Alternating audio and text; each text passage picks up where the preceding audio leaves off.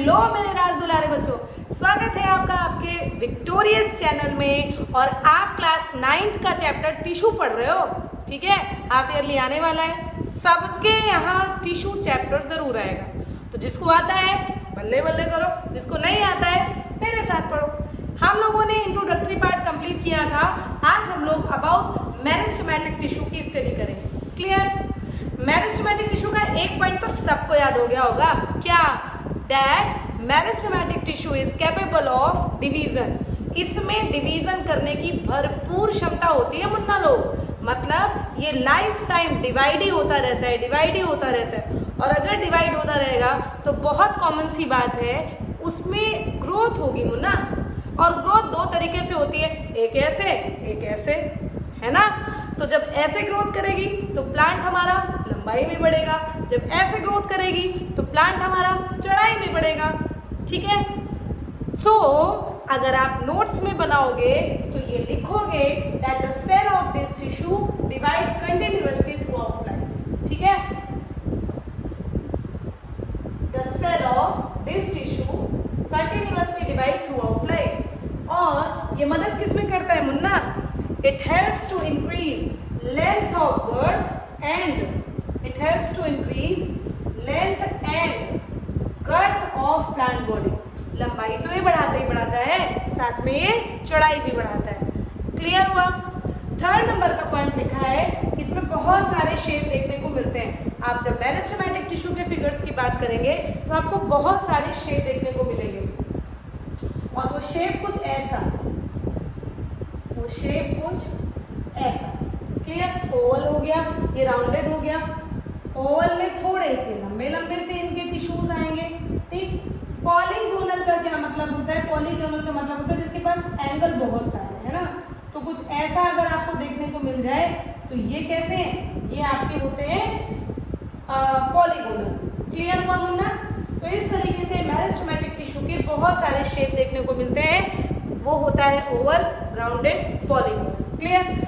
इसके बाद वाला पॉइंट तो भूलना ही नहीं है। जो मेरिस्टेमेटिक टिश्यू की सेल वॉल होती है वो किसकी बनी होती है? वो बनी होती है सेल्यूलोज की। देखो भैया, सेल्यूलोज प्लांट बॉडी का अबंडेंट मटेरियल है। प्लांट बॉडी में सेल्यूलोज भर भर के पाया जाता है, ठीक है। क्योंकि प्लांट की सेल वॉल काहे की बनी है? बताओ, सेल्यूलोज की। पढ़ चुके होगे अब तक। तो wall of this tissue is made by cellulose. Clear? और अगर सेल्यूलोज का कोई मटेरियल है ना तो वो भैया लिविंग होगा। इसको याद कर लो कि अगर कोई मटेरियल सेल्यूलोज का बना है then it is living, always living. इसके बाद मुन्ना देखो एक लाइन लिखी है, intercellular spaces are absent in this tissue. इन टिश्यू को देखकर तो यही समझ में आ गया होगा कि इंटरसेलुलर का, इंटर का मतलब बीच में, सेलुलर का मतलब सेल के। Intercellular space are absent in this tissue का मतलब कि इनके सेल के बीच में कोई भी स्पेस नहीं दिखता। क्या दिख रहा है क्या मुन्ना? क्या कोई स्पेस दिख रहा है इनके बीच में? बिल्कुल नहीं दिख रहा है ना।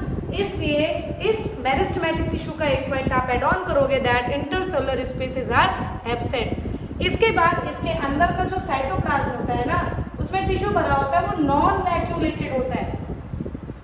नॉन वैक्यूलेटेड होता है। तो आप कहोगे मैम नॉन वैक्यूलेटेड क्या है? पहले वैक्यूलेटेड देखो जैसे मान लो ये आपका कोई टिश्यू है और इसके अंदर इस तरीके से गैप भरा हुआ है, गैप है, इसके अंदर कुछ नहीं है ना। इस तरीके से इसमें डिजाइन का मतलब होता है कि इसमें इस तरीके से आपकी वॉल वगैरह इस तरीके से है और बीच में गैप है, तो ये वैक्यूलेटेड। वैक्यूलेटेड का मतलब होता है वैक्यूल्स की प्रेजेंस। वैक्यूल क्या है भैया? वैक्यूल तो आपने सेल में पढ़ रखा है कि वो प्लांट बॉडी में सबसे बड़ा मटेरियल होता है, सबसे बड़ा सेल ऑर्गेनेल होता है जिसके अंदर वेस्ट मटेरियल का कलेक्शन होता है। अब यहाँ वो वैक्यूल नहीं है, लेकिन खाली स्पेस वैक्यूल जैसा तो दिख रहा है। तो मेरिस्टेमेटिक टिश्यू भैया नॉन वैक्यूलेटेड होता है। ये पूरा का पूरा आपका टिश्यू से फिल्ड होगा, ये पूरा का पूरा आपका फिल्ड होगा। इसके अंदर आपका बिल्कुल भी वैक्यूल्स नहीं पाए जाएंगे। तो this is the non vacuolated. याद हो जाएगा, ठीक है। और इसके बाद इस मेरिस्टेमेटिक टिश्यू को अगर आपको फर्दर स्टडी करनी है तो उसके लिए आपको 3 तरीके के टिश्यू बताए गए हैं, apical meristematic tissue, lateral meristematic tissue and intercalary meristematic tissue. Clear? इसको अंदर आराम से देखिए, स्क्रीनशॉट लीजिए, एक बार फटाक से देखते हैं। That the cell of this tissue is divide continuously, मेरे साथ पढ़ो, अब तो याद हो गया होगा कि ये इसकी जो सेल्स होती है वो लगातार डिवाइड करती है थ्रू आउट लाइफ, हमेशा बहुत सारा डिवीजन करने की कैपेसिटी होती है। दूसरे नंबर पर आपने क्या सीखा? दूसरे नंबर पर आपने सीखा कि डिवाइड करने के कारण ये प्लांट ग्रोथ करता है। कैसे ग्रोथ करता है? लंबाई में और चौड़ाई में। इन प्लांट की जो सेल वॉल होती है वो सेलुलोज की बनी होती है। इसके बहुत सारे शेप देखने को मिलते हैं, स्फेरिकल, राउंड और पॉलीगोनल। इसके अलावा सेलुलोज की इसकी सेल वॉल बनी है, इसलिए लिविंग है ना।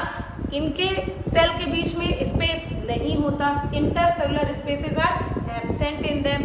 और फिर लास्ट में आपने देखा that the cytoplasm is non vacuolated. Clear? So please take screenshot होना। अब हम लोगों को पढ़ना है इनके जो पार्ट्स हैं, यानी कि एपिकल मेरिस्टेम, लेटरल मेरिस्टेम और इंटरकैलरी मेरिस्टेम के बारे में। Now we study about the parts of meristematic tissue. As we know that the meristematic tissue is divided in three important parts, which is known as apical meristematic tissue, lateral meristematic tissue and intercalary meristematic tissue. Yes. तो भैया लोग ये बना है आपका figure, इससे समझिए ये ग्रोथ है, ये टिप है, सॉरी टिप रूट की मान लीजिए, शूट की मान लीजिए, ये टिप है, उस टिप को मुन्ना एपेक्स भी कहते हैं। पहली इंपॉर्टेंट बात, इसलिए यहाँ पर पाया जाने वाला टिश्यू कहलाएगा एपिकल मेरिस्टेमेटिक टिश्यू। और ये चूंकि मेरिस्टेमेटिक है, डिवाइड करेगा, तो जाहिर सी बात है कि प्लांट की लेंथ को ही बढ़ाएगा। तो apical meristematic tissue always increases the length of plant body, and because it is present in tips of root and shoot, so the apical meristematic tissue is studied as two ways. The root containing meristematic tissue is known as root meristematic tissue, yes, root apical meristematic tissue, and the shoot containing apical meristematic is known as shoot apical meristematic tissue. Clear? तो भैया जी हम लोगों को समझ में आया कि apical meristematic tissue tip of the root and shoot पे प्रेजेंट होते हैं।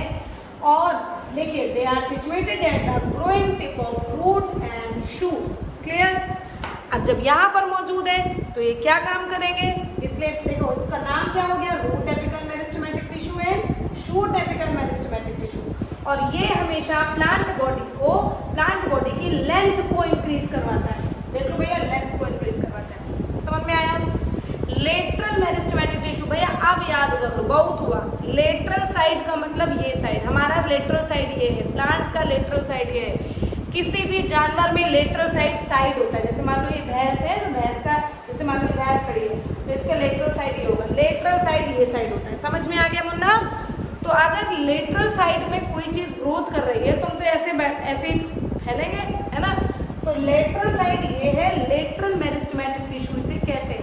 काम क्या करता है? प्लांट की गर्थ या फिर चौड़ाई को इंक्रीज करना।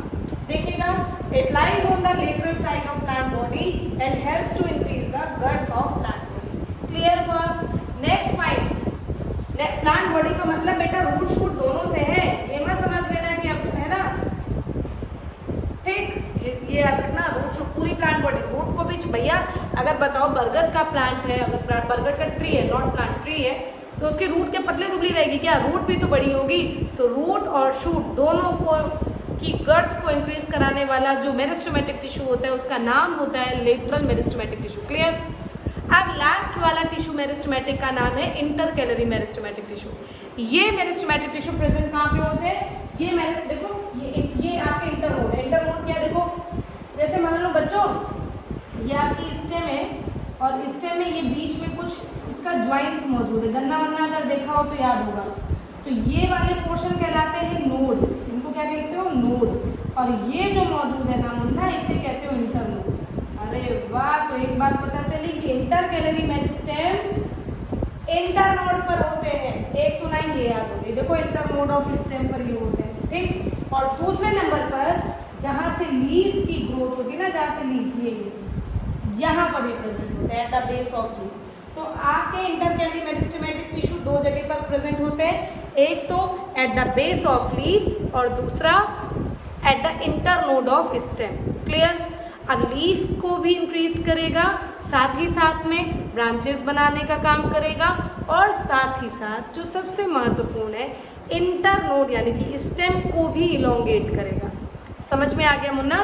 तो इस तरीके से intercalary meristematic tissue is located at the base of leaf and internode of stem and it helps in longitudinal growth। लंबाई, always लंबाई, लीफ को बड़ा कर रहा है, समझ में आया? always।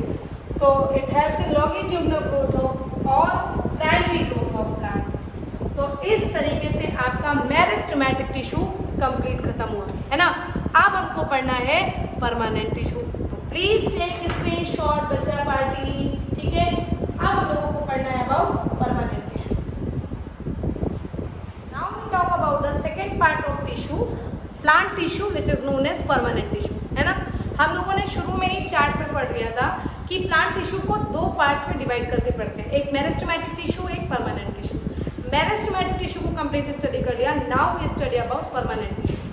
देखो भैया, परमानेंट टिश्यू एक ऐसा टिश्यू होता है जो मेच्योर होने के बाद डिवाइड करना बंद कर देता है। याद कर लो, परमानेंट का मतलब बस जैसा है वैसे ही पड़ा रहेगा, अब उसमें ग्रोथ वगैरह नहीं होगी। तो इसकी पहली डेफिनेशन हो जाती है that the cell of this tissue on maturity do not divide further. Clear? तो आपका पहला लाइन, पहली डेफिनेशन हो गई, those meristematic tissue which on maturity lose the ability to divide are known as are called permanent tissue. जैसे वहां पर different shape के मेरिस्टेमेटिक टिश्यू दिख रहे थे, ओवल राउंडेड, स्फेरिकल या फिर पॉलीगोनल, वैसे यहाँ के टिश्यू भी डिफरेंट शेप के होते हैं भाई, ओवल होते हैं, स्फेरिकल होते हैं, पॉलीगोनल होते हैं, राउंडेड लिख सकते हो, ये सारे के सारे यहाँ पर पाए जाते हैं, ठीक है?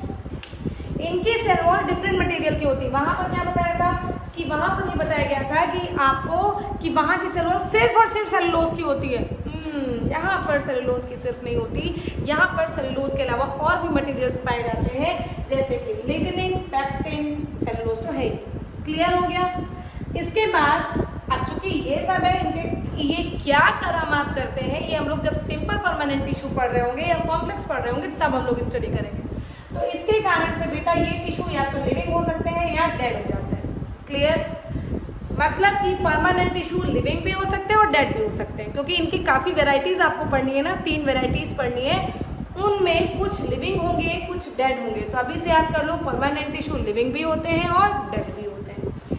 Cytoplasm of this tissue is vacuolated. Munna, इसका साइटोप्लाज्म वैक्यूलेटेड होता है, इनके साइटोप्लाज्म के अंदर स्पेस होता है, इसलिए तो कहा गया है ये वैक्यूलेटेड है। लेकिन मेरिस्टेमेटिक टिश्यू कैसा था? बोलो भाई उधर से, नॉन वैक्यूलेटेड। यस, वहां पर आपको बताया गया था इंटरसेलर स्पेस नहीं होता। मुन्ना, यहाँ तो होता है। देखो यहाँ कैसे होता है, इस तरीके से अगर आप बनाओगे, देखो ये आपको बीच में स्पेस दिख रहा है कि नहीं? कहाँ दिख रहा है मैम? ये देखो दिख रहा है, ये है, ये है।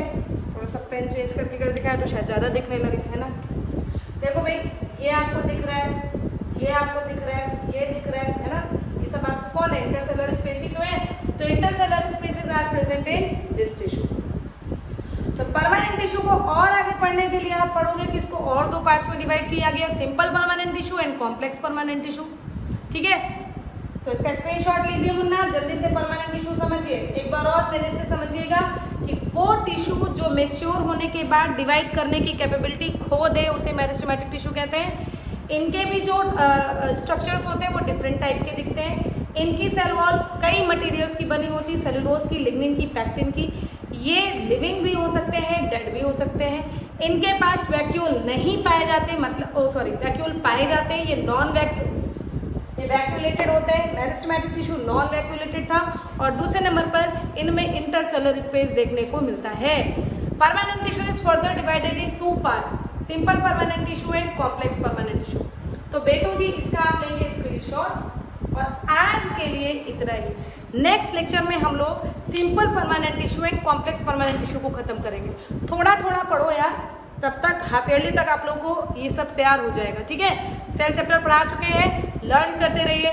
टिश्यू की स्टार्टिंग हो चुकी है, इसको भी लर्न करते रहिए और मन लगाकर पढ़िए।